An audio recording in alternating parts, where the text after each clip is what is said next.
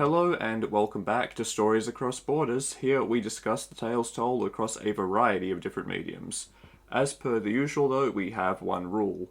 We cannot talk about anything like acting, animation, art mechanics.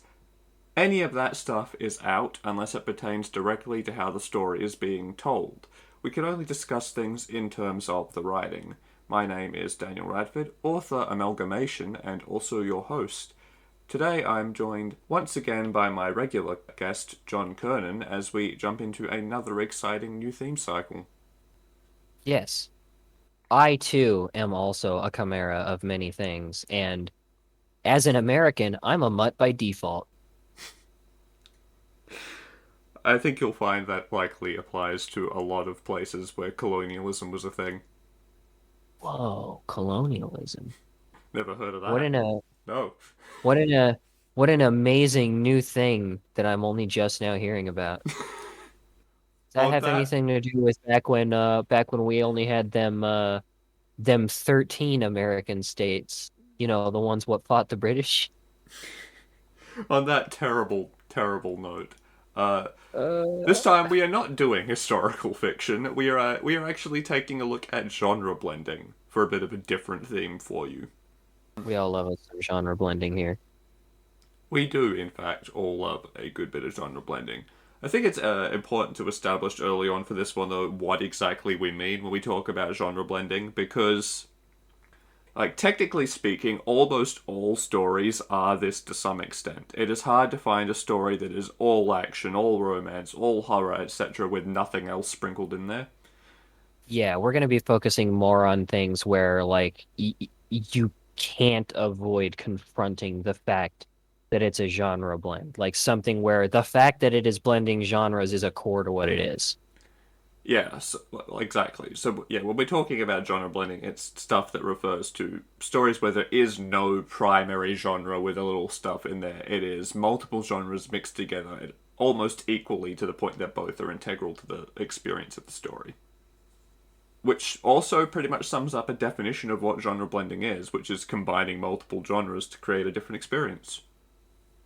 Yeah, you take your genres and you throw them in the blender, and when it comes out, you enjoy your little Frankenstein's monster of media.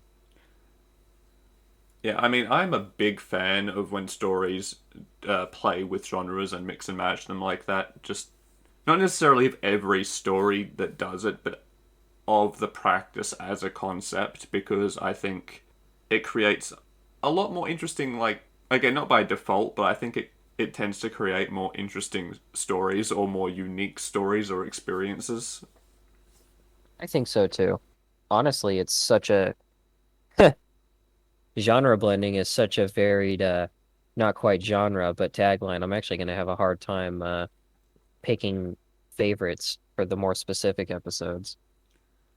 I've got mine I'm already. thinking about it. I haven't thought of mine yet. You suck. I guess we'll do mine first then. Ooh, that gives me an extra week to think about it, which is good because I think slow. No comment. Pity me, I have to write something that is a satisfying mix of genres, and I do think that it is probably harder to write something where you've intentionally mixing genres than when it just happens by virtue of the story you want to tell. True. I hope those sirens in the back aren't audible. Oh no, I didn't even think you lived that close to the ocean. Are they calling sailors to their doom from the rocks? No, they're just irritating me. Okay, yeah, that makes sense. We're gonna forego the segue and just move on to the next thing. Yeah, I don't think segways aren't very fast. I don't think one would help you get away from sirens anyways. Jesus Christ. Uh, so let's maybe take a look at why we might blend genres, at least when we're going to intentionally why we might do this. Personally, I think there's three reasons. There's probably more, but these are the three that, when I think about it, come to mind to me. The first is to simply expand or change our target audience. That's one consistent value you'll always get out of genre blending unless you do it really badly. Yeah, because different genres that naturally appeal to different people. So by mixing genres together and playing Frankenstein, you can create something that theoretically appeals to a wider audience because it includes more things that will appeal to those different demographics. This is why Yeah, you get a lot of like action stories that center around things like a romantic plot or that have a lot of romantic subplots involved or vice versa because yeah, we as a society have not moved past our perceived gender roles as much as we think we have, so creators tend to try and cater things to a certain demographic. yeah, And for sure. And having that extra blanket always helps because not everybody's a freaky little story sponge like us who's just gonna consume with every spare moment. absolutely, I felt like it needed to be addressed that a big part of the reason that this happens isn't just because people are going, we need to cater this to a broad audience. It's because they're going, men don't like this or women don't like this, which is bullshit. It still works because it's still expanding the audience. It's just not working for the reasons that a lot of, say, executives think it's working. Yeah, exactly. It's another case of what do you call it? Boardroom idiocy, I would call it. Focus group foolishness, one might say. Yeah, I mean, focus groups are weird because I've never worked with one, but I feel like focus groups are going to be so hand picked anyway that they're just going to have like a confirmation bias programmed into them anyway. Yeah, yeah, I think most of them do. Because people don't want to find out that no one likes their story or that the people they're catering to don't like their story. So, of course, executives are going to just pick what they want that will suit their agenda the most. Man, I hate how many, I hate how often we come up with a new topic to cover.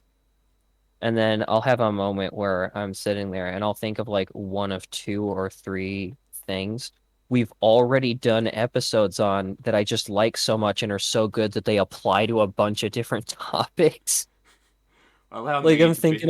Allow I'm me. thinking about ReZero again. Allow me to be your executive meddler here and say no. I Because we've can't help already it. a lot of these things you're thinking of, and I can see the things you're thinking of in my head right now. We've already agreed to do under a later theme, or have already done. I know there's too many of the best things apply to a lot of the good topics we could say about storytelling. So because yes, 13 Sentinels would be pretty much ideal for this topic, but it's not been that long since we did disasters. Nope, it sure hasn't. Ugh. But it's okay. There's a lot of things that genre blend. Although I have to admit, a lot of times it is probably easier to find video games and maybe to a lesser extent books that genre blend than uh other forms of media. It's definitely easier than movies. I think you could probably also find TV shows. I feel like movies is probably the category that has the least like full-fledged genre blends instead of just like coincidental ones. I don't know. I feel like movies go one way or the other, where they're either extremely experimental or they're very rigid. Because like when you get into like smaller films and indie films and things like that, there's a lot more freedom to experiment with things compared to like big budget blockbuster movies where there's a lot of executive meddling and things like that that can prevent you from being too experimental. But I think that's changing a lot. Like now, I haven't seen the movies to be fair, but you've got stuff like Knives Out and Glass Onion, which, to my Oh, I understanding, do a lot of love genre Knives blending. Out. There's Everything Everywhere All at Once, which blends like 60 genres apparently. Which was, Oh yeah. again, that was more of a pet project, but I wouldn't call it a small movie either, you know. Maybe I should finally watch Everything Everywhere All at Once and do an episode. Well, no, I don't think it's on streaming yet. It Knives Out might be. is though. Yeah, Knives Out and Glass Sweet. Onion both are available. Yeah, Um, I think Glass Onion was out day one. To an extent, even like you probably wouldn't think of it, but to an extent, even the MCU blends genres a bit. Uh, What? The lowest common denominator of super popular AAA media blends things together? yeah, I mean, it's not like super genre blendy, I guess, but it gets more so when you look at it as as an overarching story compared to individual movies, because you've got like heist movies, you've got fantasy to different extents, sci-fi, a lot of romantic subplots. I mean, it's obviously mostly action and spectacle, but there's a degree of genre blending in there. I wouldn't say a lot, but depending on the one, you get comedy versus more serious in tone. I think the Avengers movies especially blend a lot of genres just by virtue of the different characters they bring together. So I wouldn't say film is like devoid of genre blending. I think it's just perhaps harder, partly because of the meddling of executives, and partly just because you have less time to explore different things. But I definitely wouldn't say it's absent or even necessarily rare. Ooh, sorry, I got myself a little distracted because I have picked my episode topic. Oh, interesting. Yeah. Are we gonna save that for a dramatic reveal in a week or two? Uh, I don't know how dramatic it'll be, but still, there's no need to bring it up in the episode. I'll Fair. tell you as soon as it's over, of course. The Please do. audience can just sit there and suffer. Enjoy the suspense. Yeah, yeah, that's what I meant. That's what I meant, like any good writer. Writers would never do something to intentionally make their characters suffer or make the audience suffer in a way that draws them closer instead of pulling them away, Me right? just That's not me just kicking my stories under the table. Yeah. nah, never heard of that idea before. What's Domino? Um, Definitely not definitely not even a hint of pain in the only character I'm currently writing for and working on right now. oh man. Rowan is a very happy boy. Oh yeah. Uh He smiles a lot. That means he's happy. oh yeah. Yeah. Sorry, it's funny. You just reminded me of a character from a completely different story. Who one of her things that takes but like other characters time to figure out because she is such a damaged child, is that she's typically learns to like smile more the more upset she is, Yep. and it's fucking heartbreaking. I know some people who used to get in trouble for that all the time at school because they would compulsively smile um when a Getting in teacher was trouble. upset Yeah, with I them knew or some people like confronting that. them. They Uh, couldn't make it stop, and it genuinely wasn't them trying to rile the people up, but they'd get so upset. this is I mean that's kind of comical by comparison, even though it does, certainly didn't feel that doesn't feel like it for those kids at the time. This was dark, which is take your No, shots, everyone. I think it's always dark because I think a lot of people who do have that develop it from being in situations where they feel like things are going to be way worse if they don't smile. So Yeah, eventually it becomes a that's fair. compulsion. That's kind of where it comes from for this character too, whose whole Yeah, thing I think is, it's I think it's a trauma response for most people it applies to. I can't say I ever knew anyone who it seemed like that for, but I'm sure it definitely does apply like that to a lot of people.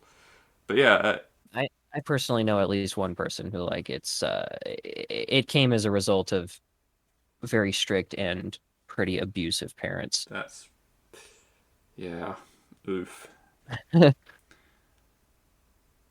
But yeah, very well written, traumatic, heartbreaking character. Go read Worm and Ward. Take your shot. Anyway, Things speaking, he has never mentioned before and will never mention again, audience, don't worry. it's honestly we're not that far into this podcast's run, and you could already make a drinking game. If I mention Stephen King, Worm or Ward, take a shot. You won't last for like more than an episode. I mean, Stephen King, that's pretty normal if anything, or the topic of writing is going to be, if only because that man has probably written, at this point, that man has probably written like a percent of the percent, or a percent of all the books of all time, which may sound like a small number when I put it in that fraction. But if you think about how many books there have been throughout history, fuck, Yeah. that's a lot of books. Oh, it's insane. I imagine the Coke I, helped a bit, but I mean, I, like, how else are you supposed to forget the Overlook Hotel? yeah, yeah. Just speaking of stories that genre blend very well, Worm and Ward actually do that a lot because they're surface level, you know, superhero slash Er, villain stories, but you get It's mixes of like sci-fi, both hard and soft sci-fi. Mysteries come into it a lot. Drama is honestly where I would say the biggest blend comes from. It's very much an action drama blend with a little bit of comedy sprinkled in to lighten the mood. genre blending is a funny one. I think I think probably one of the biggest parts of the reason we keep thinking of stuff we may have already covered. I mean, that happens every once in a while anyways, because most things we really like and think are high quality, probably a lot of these different topics apply to them. But genre blending especially is not something that in and of itself is indicative of quality, but very, very rare, or very, very often comes with quality. Most most really high quality stories, especially the kind like the two of us, my left in particular, are gonna have a healthy amount of genre blending. I think it's relatively, not really rare, but relatively rare to find stories that very purely stick to their lane while still managing to be great. Don't get me wrong. I don't think it's that rare, but I think there's a lot less of them than there are the greats that do multiple things instead of just doing one really, really well. Yeah, I mean, I don't know about that. It's a hard one to say because it is also very subjective and I mean, and there's a Yeah, lot the of genres kind of are in general sometimes to a point, which yeah, is genre annoying. is already very messy and hard to define. Like it comes It's up a too lot. nebulous. People talk about YA like a genre all the time, but young adult is a target demographic. Yeah, exactly. Like Uh, it's it's that's like people lump like Inheritance and Harry Potter and Allegiant and Hunger Games and Warrior Cats, well, that too. They lump all these things together, and some of them and they share are, genres, some of them don't. So yeah. you've got like sci-fi, dystopia, fantasy, drama, act, and they lump it all together and call it and act as though YA is a genre, but it's a target demographic. It's just the main group of people that Yeah, you being hope a section at the library doesn't make it a genre. exactly. And then you get into some other stuff like genres, right? Where like thriller, where the line between thriller and other genres is already really blurry to the point where it's very unlikely you're going to get a story that is ever labeled just thriller. God, is thriller actually a genre? I didn't even think about that. Thought I always felt like thriller was just a tagline. It's kind of a genre because And again, I guess a lot of genres are also taglines. yeah, like thriller's weird as a genre because it's hard to describe it in terms of what makes it different to other things because a lot of the things that hallmark a thriller also apply to other genres. Just because, but the idea of the thriller is basically they're suspense stories. So weird to think about thriller as a genre, if only because that's so much like just a flavor word you put on something to make it sound good. Like it means almost nothing to me, at least, to call a story a thriller, because it's like, yeah, well, I mean, you want it to even if it's not a super fast paced or quote unquote exciting story, there are thrills you want it to give your readers. Like feels like calling a thriller is just something a thriller is just trying to make it sound like it's good, which yeah, of course you want it to be good. The way I would describe a thriller as a genre is basically, Michael Jackson. yeah, it's all zombies. It's actually just secretly horror. No, uh, is basically the idea is they're suspense and tension stories that rely on building that anticipation in the reader without necessarily relying on horror or action to achieve that result. But the thing is, like, the line between thriller and, say, drama or action or horror is so thin that you almost never get a book that is just labeled thriller. And if you do, Yeah. it'll almost certainly be a crime thriller, which is also a mystery by default. Yeah, I think most like actual thrillers or actual dedicated thrillers are probably also those things, especially if you're gonna look at some John Grisham novels, like everybody's read one or two of those. I feel like I Only because have, but I cannot remember a single one. yeah, you know why? Because they're all the same. Ooh. I John Grisham, I'm not gonna call him a hack, but he is famous the world over for being the waiting room lobby slash airport bookman. His books are everywhere on every shelf, and they are mostly bought at airports and other places where people are just going to be stuck sitting somewhere for a while, and they can take one look at it and be like, "This is a book."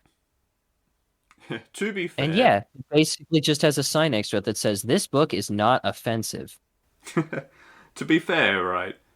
Crime thriller as a genre is very saturated, and also there's only so much you can do unique in that genre.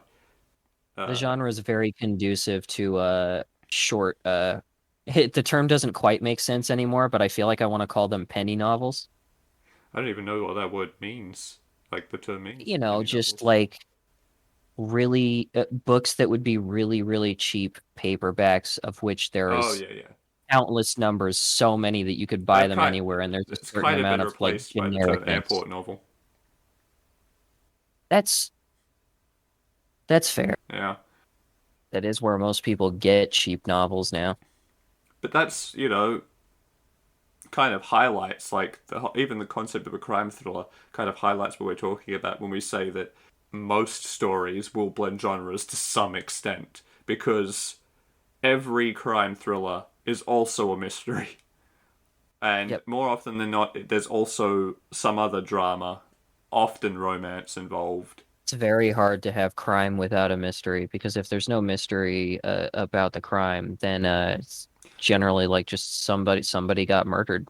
I mean, if there's no mystery, it then probably switches to become action as the Yeah, secondary either thing. like action and then either like you could get a slow-paced revenge story maybe, or you could add some other things in there, Which but then it becomes probably horror. I'd say a slow-paced revenge story you might be able to do that pure thriller without touching on anything else. But it must be a yeah, rarity, surely. it absolutely is. I can't think of any off the top of my head, which means it can't be that common. I mean, if neither of us can think of like off the top of our heads just pure thriller stories, because I'm trying. You know, it's a world where genre blending is not always a healthy thing. uh, Anime. Normally, as the weebs that we are, there are a lot of topics we'll cover where anime will come up more. Hasn't been coming up as much in this one, even though there are a couple good examples I can think of, which once we again is can't mostly because stuff they're we've book already related. covered or are going to cover later. But uh, but it's also because there's tons of genre blending in anime actually, but a lot of it is very anime, and I guess mostly because light novels are. anime and light novels are filled with a lot of very gimmicky, cash grabby genre blending for stuff that's not actually good.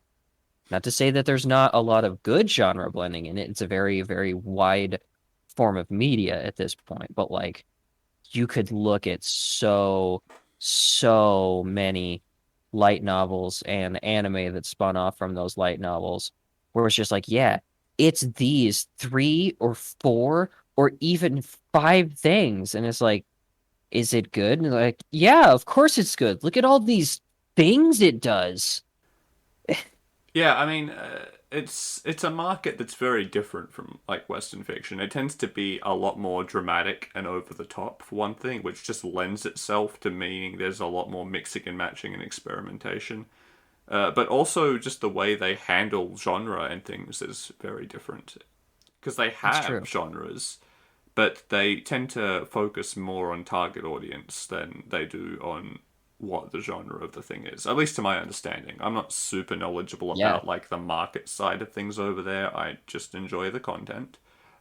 There's a reason we just call the isekai genre isekai, and it's because it's definitely not something you see enough anywhere else for it to uh, be considered a genre. to be fair, it's basically just portal fiction, which is a thing in Western literature that goes back to like the 1920s and beyond. That's Uh, fair, but I guess I would almost say like Portal Fiction never took the same kind of hold to be treated properly like a full properly like a full-fledged genre. Oh my God. yeah, Dyslexia, because it was please? usually tied in like, and we just focused on like we never label it a genre because it was just a niche subset of sci-fi or fantasy. Yeah. Whereas It like didn't get like Isekai didn't have its exploded. it's even that is it's like it's less of a genre and more just a catch-all term for hey, this is a weird story about ordinary person who goes to fantastical world and becomes less ordinary. Like because all those stories are gonna tend to be mashups of other genres. Action a lot of the time, romance comes a lot, comedy a lot. So it's less a genre I and wonder more if and there more should just be a a word catch-all for that. term. I think I'm gonna start calling, you know what? I think I'm gonna come up with my own little subterm for that. I'm gonna call those parasitic genres. A genre you could call a genre, but also it can't live on its own. It has to attach itself to another one, at least. I kind of like that parasitic genre because that like thriller is kind of like that. Yeah, yeah, exactly. It can almost never live on its own. It has to be attached to other things to survive. That honestly, I really like that. That is like that's really interesting, and it would be interesting to look into that later on as like a separate thing almost to see what Yeah. genres can't survive without other genres attached. I Yeah, I no, sus honestly, if I had thought of the term sooner, I would have had a list ready for when we did this episode. honestly I would chuck romance in there on it as well. I don't think it can work without drama or comedy attached.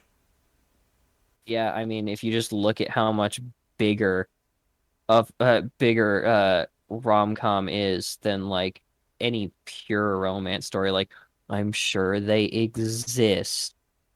But Yeah, also, like pure what thrillers like certainly exist, but yeah, but it makes sense that it's not a common thing because even if you just think about it from even if you just think about it from a non-story perspective, what value does romance have without drama, comedy, or both, even? well, yeah, it would be a very dull story if it's just these two met at the coffee shop. They hung out some. They decided they had the feelings. They became a thing. They went out for like 4 years, and then they parted amicably. That's not an interesting story. Yeah. Or like, and then they got married and settled down. They never fought, and they had some kids, and now they spend every night on the couch watching old reruns of Seinfeld and The Simpsons together. The end. Which it sounds lovely, It sounds very nice. I but don't want to read about it. yeah, exactly. I was gonna say something and it's completely just gone. Oh, I'm sorry. Oh, right. It's also just, I mean, not super realistic that there's never gonna be a fight or anything like that, right? That's why fairy Well, that's the other thing I tales was going to say, and right? like Like, how Disney many? tales end happily ever after because they don't really want to explore what actually comes after Yeah, because it's both and I mean, mundane and not necessarily happy. and how many people do you even know, or have you ever met that you could honestly say like one of the big topics or one of the big things they use to like choose romantic partners or people they're attracted to begin with isn't either a sense of humor or something dramatic that's very important to them. Unfortunately, there are people who choose their relationships based on drama, which is a very sad thing, but we don't need to get into that. Yeah. So that yeah, that is a really interesting concept. This idea of parasitic genres, and I want to look into that more later because that it's a really interesting idea. It sounds more negative than it is, which is unfortunate, but Oh, it's yeah, and of course it's not. Like, I mean, I love romances, but you know, I don't think I've ever read a pure romance. yeah. I mean, it's like you said. I'm certain pure 100% no drama, no comedy romance stories exist. I am 100% certain that pure thrillers with no attached secondary genre exist, but they're definitely in the minority. Yep, and honestly, I don't expect I don't expect many of the stories like that do exist to be very interesting, to be frank. I think the most interesting thing about most of those stories would probably be that they exist in the form they do at all.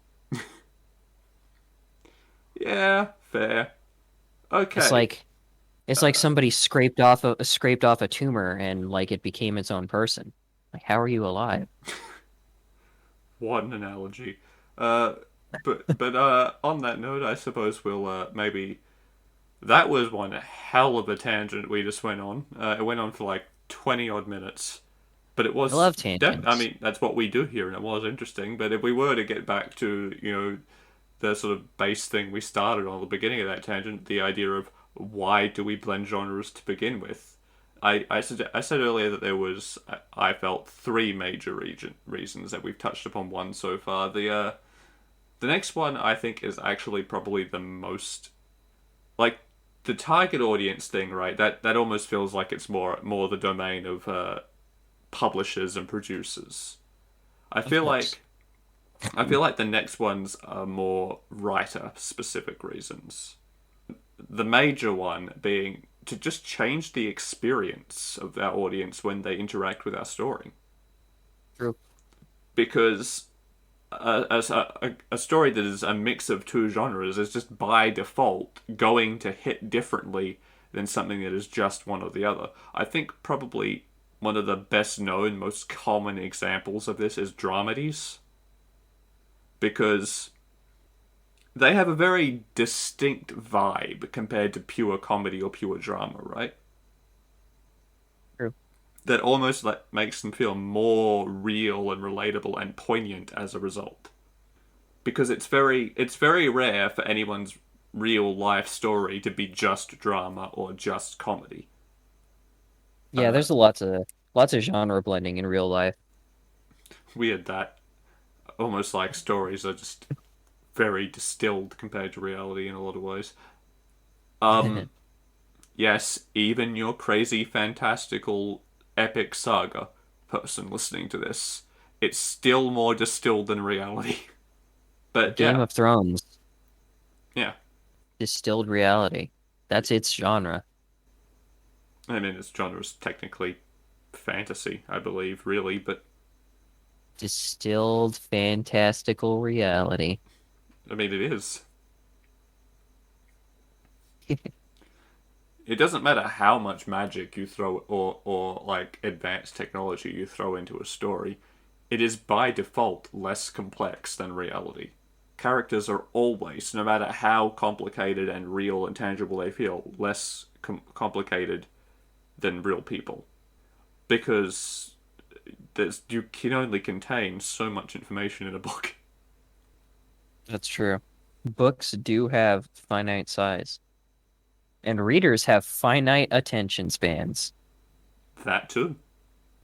But yeah, if we backtrack, I think dramedy is the big one, and I think I really like dramedy as a genre. As a little bit of a teaser for you. Next week, I like to audience, have you're going some to hear a lot about comedy. why I like that genre. But it does, it feels very poignant, right? Because it finds the humor in the sadness and also the sadness in the humor. Not just in the sadness, but other stuff too, like Yeah, in the anger, the violence. Like yeah. I It I think almost comedy is my favorite.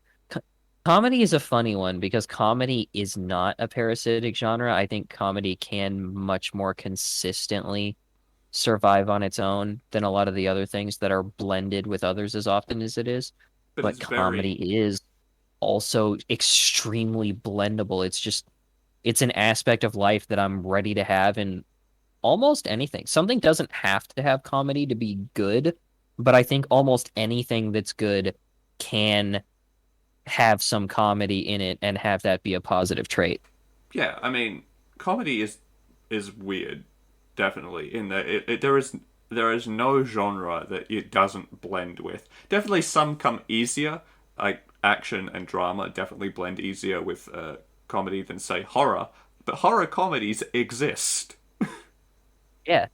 Horror comedies exist and are good because of the contrast.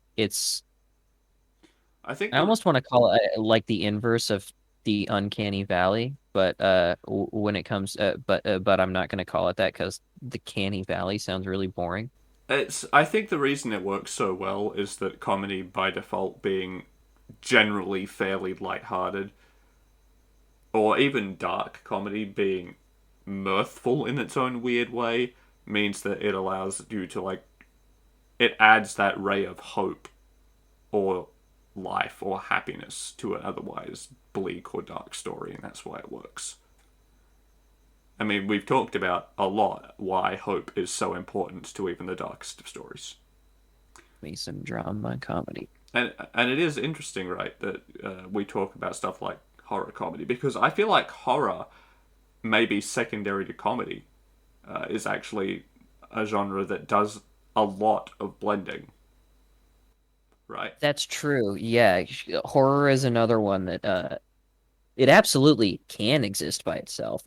Unlike the parasitic genres we mentioned before, horror is one of those ones that does have a decent number of there are some really good pure horror stories out there. But a lot of the best horror stuff is also still blended with other things. It's very common, Yeah, both to inject other things into horror, but also some of the strongest horror comes from injecting horror into something where it wasn't already there and you weren't ready for it.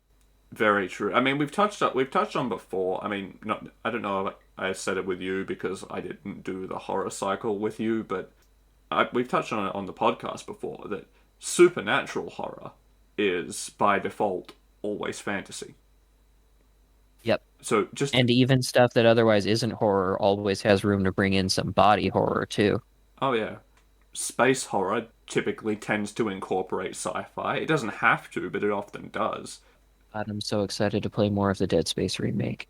And speaking of games, The Last of Us is basically a road trip story, The which Last of Us, you mean that HBO show? I love that one.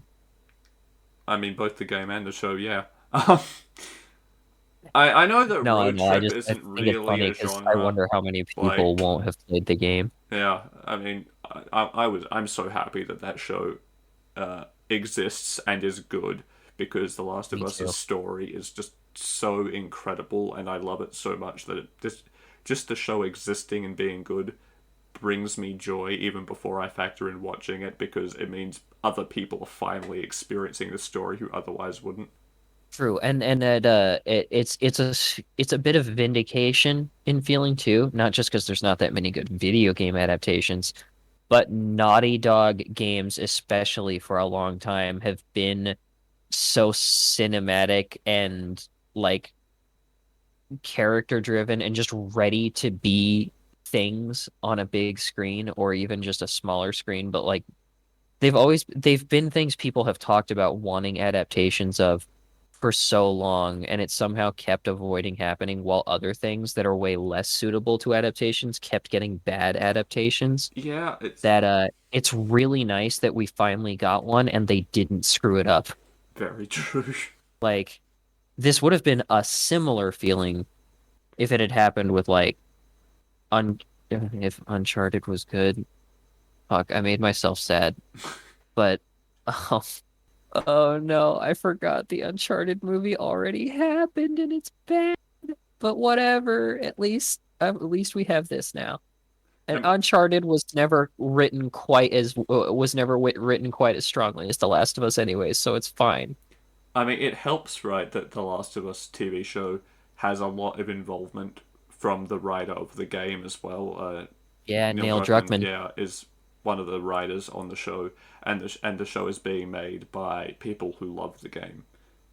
And you can tell a lot of heart was put into it too because they were willing and ready to get the I don't know for sure if they did the same thing with Ellie. Probably not, all things considered.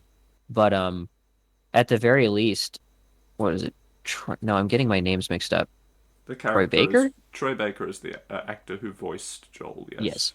Troy Baker and I forget her name, but the uh, actor who Ashley played Johnson voiced Ellie. yeah, they oh, I was thinking of Tess because Oh, I can't remember who voiced Tess. I don't think they tried to get Ashley Johnson to be Ellie, did they? No, that wouldn't have worked.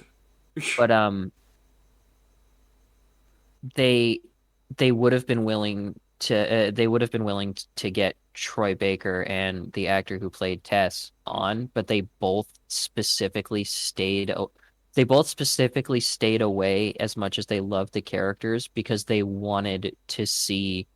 um they wanted to see new actors take up the mantle in the new Yeah, adaptation, I know even that. though I, they I could have played the characters. I think some character like I think some of the actors from the game do have cameos in the show, playing different characters usually, except for the character who plays. Oh God, I've forgotten her name. Huh? Marlene.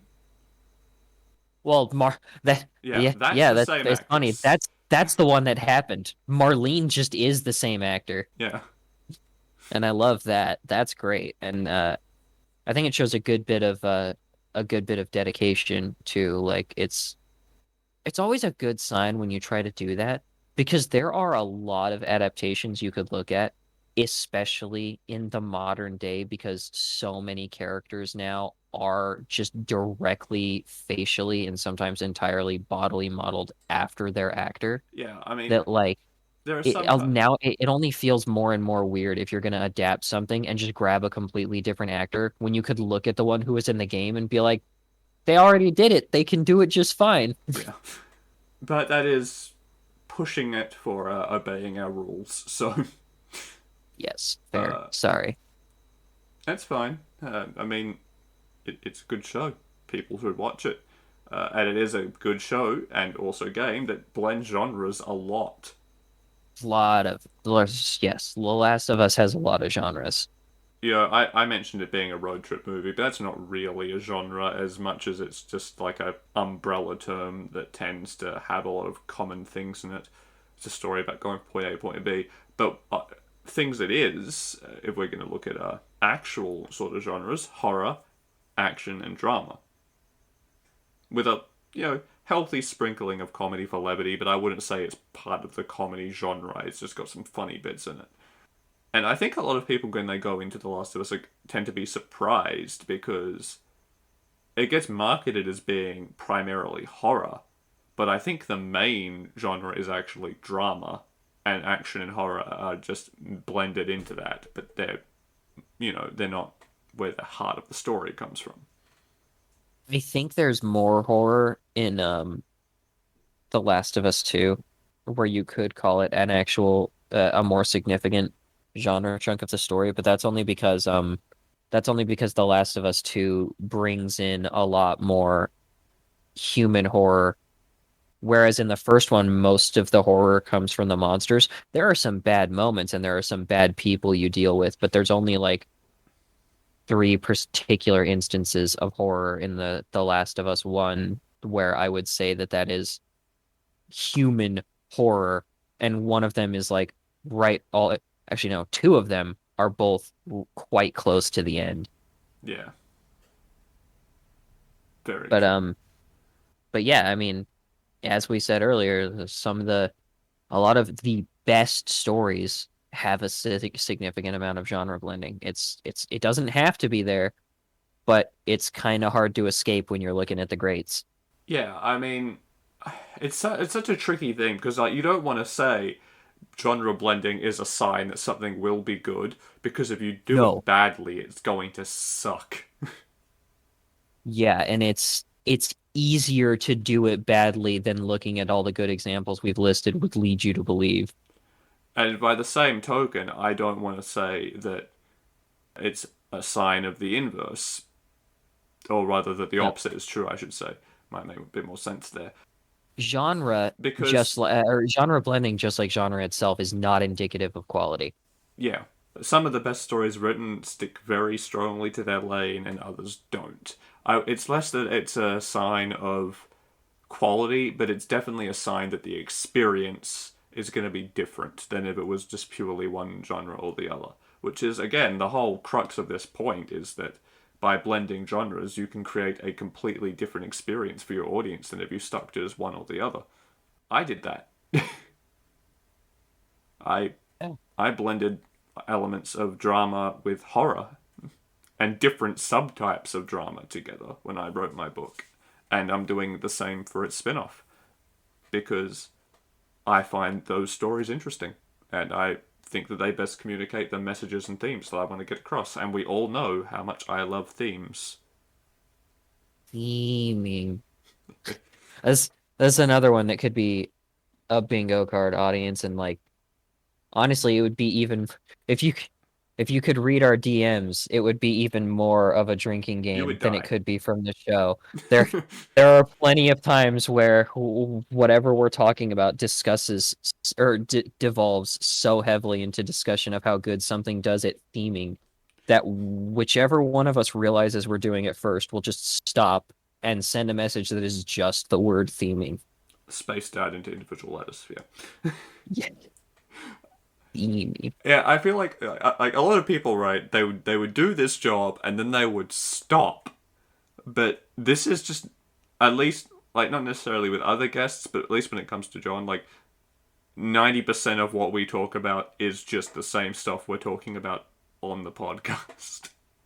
Yeah, no, exactly. Like a big part of the reason it's that we decided to do this specifically is just because we have these discussions all the time anyways. I basically always have someone in the wings to do these episodes with because this is just what we talk about like all of the time. Yeah, I mean, hell, it became such a common thing. We started our story trading. We're like, you pick a story to go to the top of the list, I'll pick a story to go to the top of the list, That is which that I is think I'm true. ready for us to start doing again, by the way. That would be Sorry to bring it up in the episode, but I mean, we kind of do that to an extent as part of the prep for some of these episodes, since the way it works is I will pick one thing and my guest will pick one thing for the specific things usually. of course. I just mean I'm ready to start doing it more broadly without the time crunch attached again.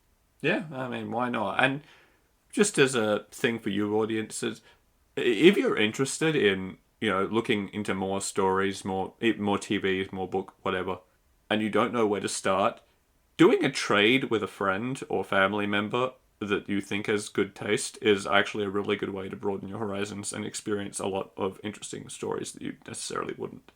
Yeah, that's true. It's been a great value for us. Heck, one one of the episodes we already talked about, like, hi- hi- in fact, some of the first episodes we did, Higurashi and ReZero Yeah, I were mean, things that I think ReZero wasn't we was haven't. ReZero a trade, or were you watching that on your own? I don't remember. I feel like you watched it after I feel like you watched it after I talked to you about it, but not because Yeah, of a trade. I think so. Higurashi though, Yeah. Higurashi, this man grabbed me by the shoulder and he was like, I need more people to watch Higurashi. You watch Higurashi now. That's true. I think my pick for next week is actually also from our history of doing watch trades. Oh yeah. But no, Uh, yeah, I definitely agree about the value of the trading. And like you you might hear us say that and just think, well, whatever. I watched a lot of the stuff that I watch was recommended to me by a friend or whatever it is. But no, this is different because there is so the part of why we started doing it is there is so much media saturation, and not just media saturation, but unless you are an extremely close-minded, picky prissy little princess, so much good media to be saturated by, especially if your tastes are kind of broad like ours, that it's easy to end up with an insurmountable backlog that it feels like you will never go through, which just makes it harder and harder to pick new things to start. That the motivation for our trade was like, no, the thing the other person picks, it goes to the top of your list. It has to immediately be one of the current things you are consuming. it definitely does help with streaming service choice paralysis. Oh God, yeah, yeah, it does. Oh, And I'm gonna be a proponent for anything that results in people consuming more stories.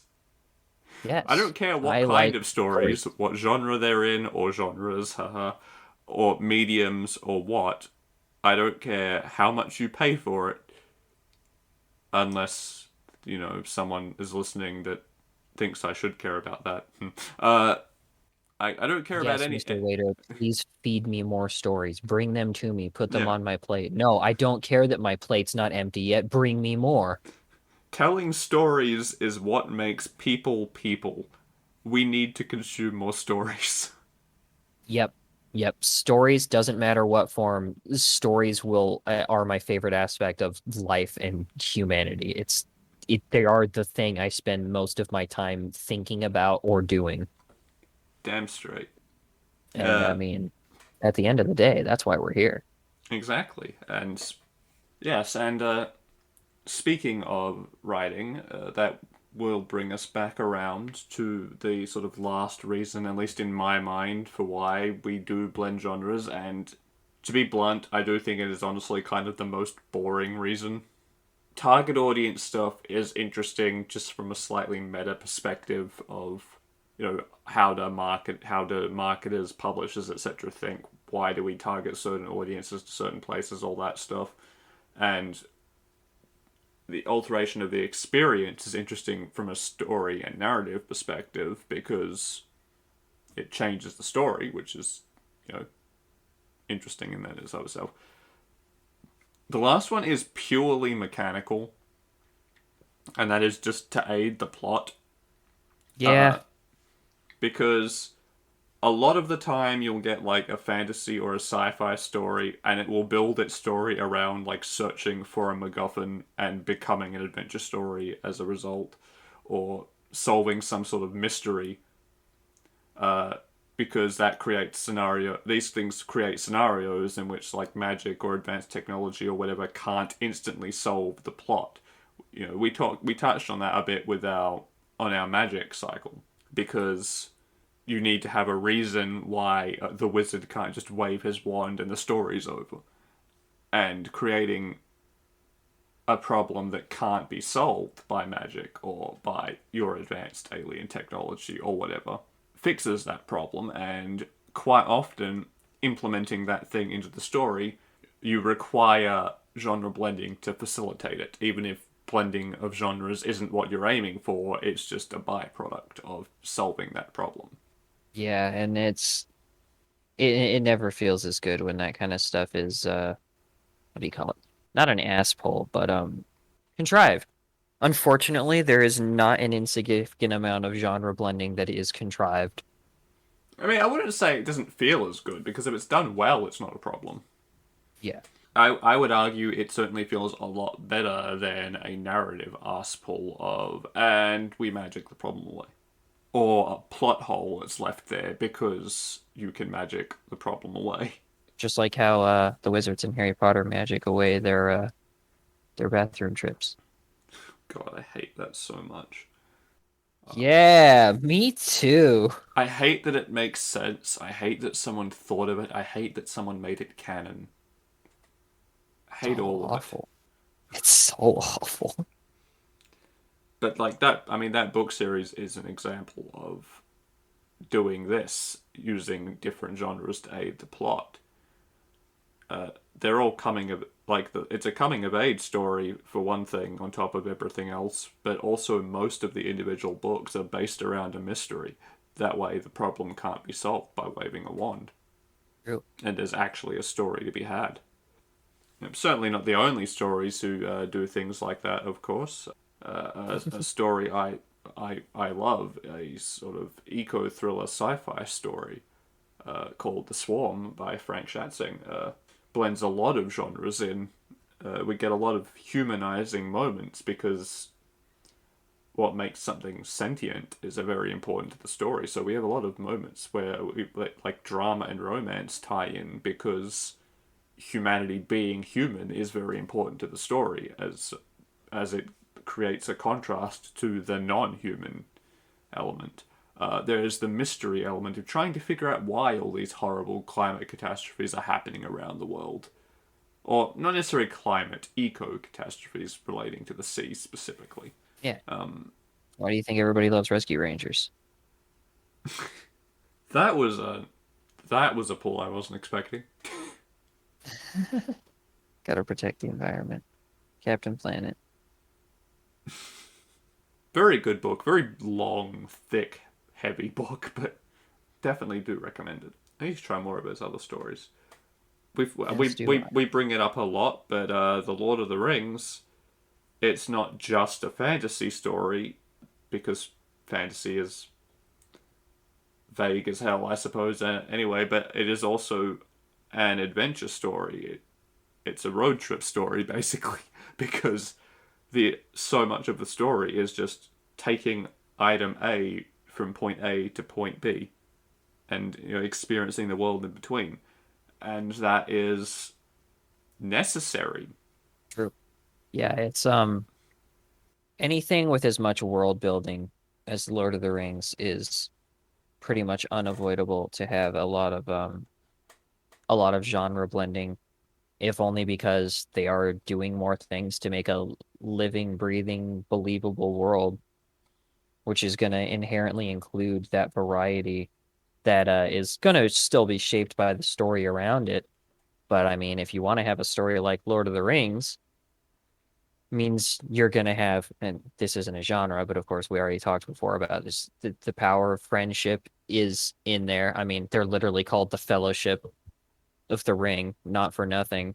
But like, you got your road trip, you got your fantasy, you got your very like not quite fully religious, but very heavy good versus evil influences. I mean, I What would do you say call it? that's just that good versus evil, like black and white morality, is just very present in fantasy as a genre in general. But Yeah, I know, but like it's almost like its own subgenre in stories that use it the way Lord of the Rings does.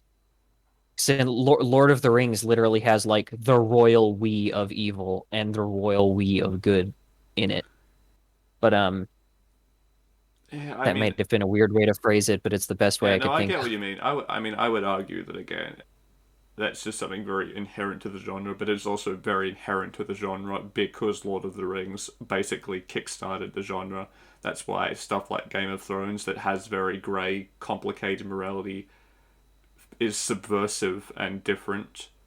I don't know why True. I'm referencing the show instead of the books, because of course Game of Thrones is one book in the Song of Ice and Fire series, whatever.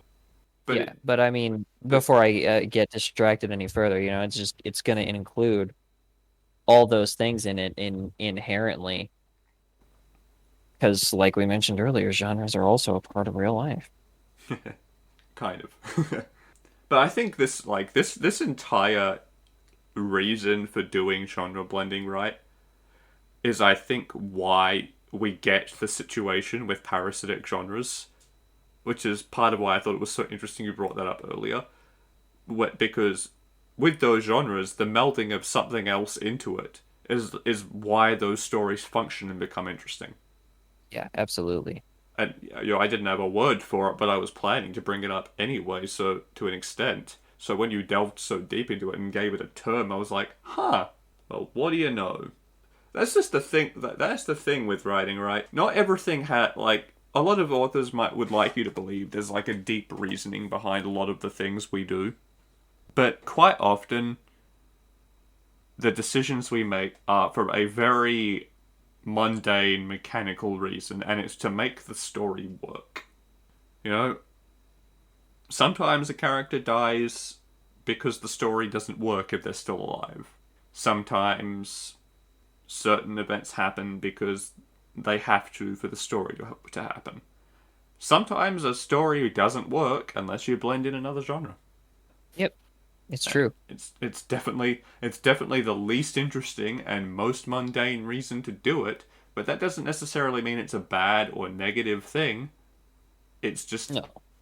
sometimes you need to do that to make a story work, and anything that makes the story work is inherently a good choice as a writer.